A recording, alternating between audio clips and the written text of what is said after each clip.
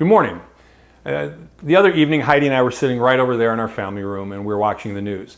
And they give what's called a tease at the beginning. It's this heroic story, and they show a bit of footage of somebody dragging somebody out of this burning vehicle. And they just show a little bit of it, you don't know where it is. It's really cool. So Heidi wanted to see it, I wanted to see it, and then the news started and I knew that we weren't going to see it right away because they know exactly how we think, that we want to see the good news, but they're going to make you wait for it. And then they showed that same clip again and they went to a commercial. And I've seen it happen 3 times. They do the tease before they show it. In between, there's a whole lot of terrible news, just terrible news.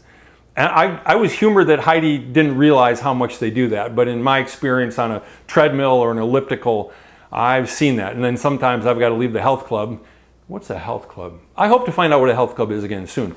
But I have to leave to go somewhere and I never get to the full story. I don't know what happened, where it happened, or who was really involved.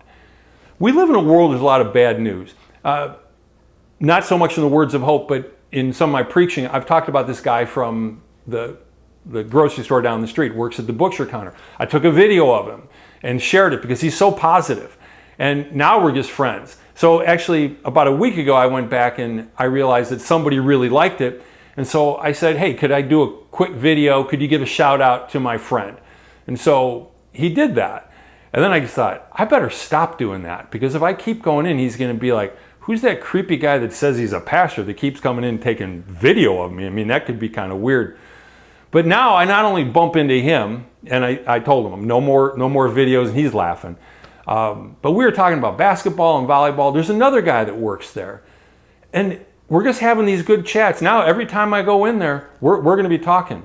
We won't recognize each other at some point because maybe the masks will come off and we won't know who we are.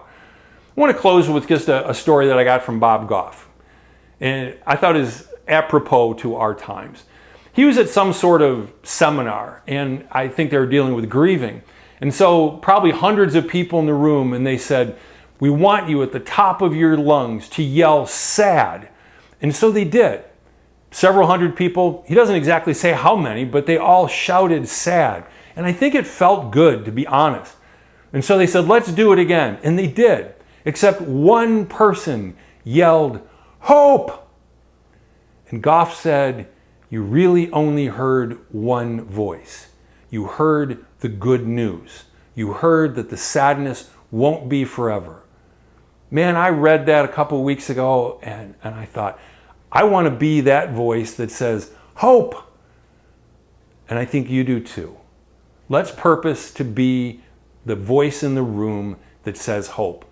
And you know what else? Let's purpose to hear the voice of hope and not just the voice of despair. We have a choice. God bless you. Have a great day.